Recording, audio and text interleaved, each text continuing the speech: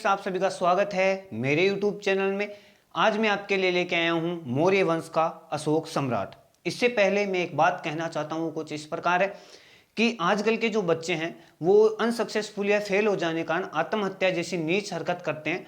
उसके लिए एक कहानी है। एक बच्चा होता है जो 12th क्लास में फेल हो जाता है और फेल होने के पश्चात वह नदी किनारे अपने जो जीवन काल है उसका अंत कर रहा होता है। उसी समय उसके पास से एक व्यक्ति गुजरता है और पूछता है, भाई बच्चे ये क्या कर रहा है? तो वह कहता है कि मैं आत्महत्या करूंगा। तो वो व्यक्ति कहता है, क्यों? भाई मैं 12वीं में फेल हो गया। वो व्यक्ति उससे कहता है, इसका मतलब तू पहली दूसरी क्लास से वापस पढ़ेगा। तो वो बच्चा पूछता है, कैसे? कि अगर तू मरेगा अगला जन्म लेगा, अगला जन्म लेगा तो वहां से फर्स्ट सेकंड क्लास आपको पढ़नी पड़ेगी। वो बच्चा कहता है, नहीं नहीं नहीं, मैं तो वापस 2 बार 12वीं ही कर लूंगा। तो इसलिए दोस्तों, कठिनाइयों का सामना करने से कठिनाइयां खत्म होती है, कठिनाइयों से दूर भागने से कठिनाइयां कम नहीं होती। तो चलो दोस्तों, हम बात करेंगे सम्राट अशोक की। तो बात करें अशोक सम्राट की, तो अशोक सम्राट का शासनकाल जो है वो रहा है 269 ईसा पूर्व से 232 ईसा पूर्व तक।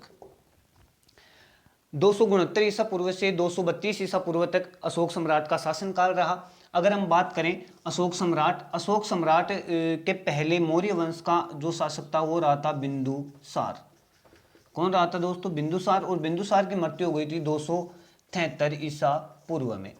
273 ईसा पूर्व में इसकी मृत्यु हो जाने के पश्चात बिंदुसार के 100 पुत्रों में उत्तराधिकारी के लिए संघर्ष होता है। वो चलता है 4 साल तक, और इन 4 साल में अपने 99 भाइयों का कत्ल कर या 99 भाइयों की हत्या कर जो अशोक सम्राट होता है वो शासक बन जाता है। और ऐसा माना जाता है कि 269 ईसा में अशोक का राज्याभिषेक होता है। राज्याभिषेक हो जाता है। अब राज्याभिषेक होने के पश्चात अगर हम बात करें कि राज्याभिषेक हो गया, राज्याभिषेक होने के पश्चात जो अशोक है ये अपना जो शासनकाल है या अपनी जो युद्ध है वो किस किस के साथ करता है? तो युद्ध सबसे पहला ये युद्ध करता है कलिंग युद्ध। ये कलिंग युद्ध ये अपने जो राज्याभिषेक है उसके 8 वर्ष पश्चात करता है। 8 वर्ष पश्चात ये कलिंग में युद्ध करता है। कलिंग वर्तमान में दक्षिणी उड़ीसा वाला हिस्सा है।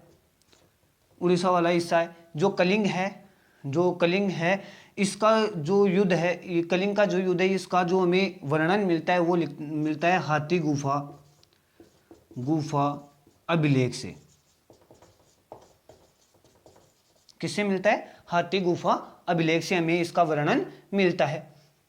अब बात करें जो कलिंग है, ये जो कलिंग है यहाँ पे किस प्रकार से इसने यानी कि क्यों युद्ध किया होगा? तो अगर बात करें हाथी गुफा अभिलेख की, तो हाथी गुफा अभिलेख के अनुसार इसने इसलिए युद्ध किया था कि ये जो कलिंग है यहाँ पे उस समय नंदराज राजा का शासक था। तो ये माना जाता है कि ये जो नंद है, जो मौर्य वंश है, उनका जो प्रभाव होता है या जो सबसे पहले ये शासन करते हैं तो नंद वंश के शासक गणानंद को पराजित करते हैं। तो इनका मानना यह भी हो सकता है कि नंदराज जो व्यक्ति है वो कहीं ना कहीं नंद वंश का ही कोई स्वतंत्र शासक हो। इसके अलावा अगर चाणक्य की बात करें कि चाणक्य के अनुसार जो उड़ीसा है इसके ऊपर अशोक सम्राट ने जो आक्रमण है वो क्यों किया होगा?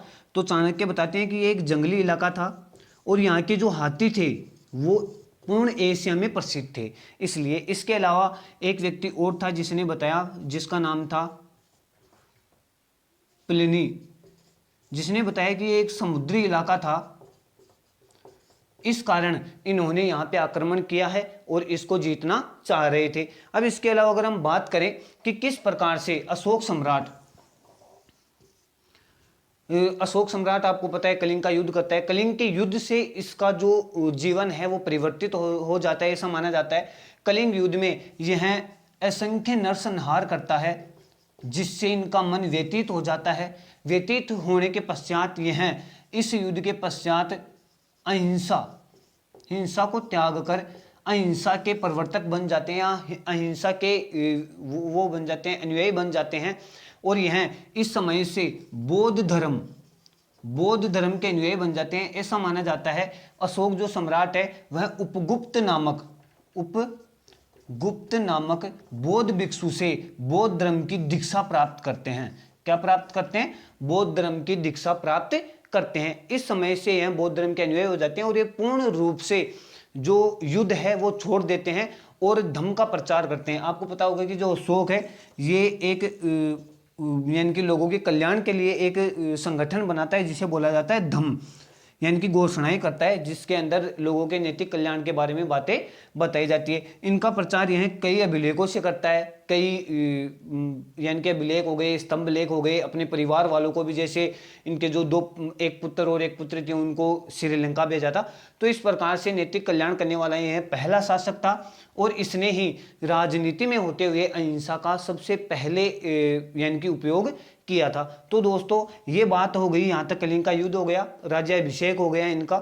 इसके पश्चात हम अगर बात करेंगे तो अगले वीडियो में करेंगे, और अगले वीडियो में हम करेंगे कि जो मौर्य वंश है, मौर्य वंश के जो शिलालेख है, पूर्ण शिलालेख, वो कौन कौन से हैं, कितने, इनके बारे में हम जानकारी प्राप्त करेंगे। तो दोस्तों अगर अशोक सम्राट का जो ये वीडियो है आपको पसंद आया हो तो सब्सक्राइब, लाइक और शेयर जरूर करें।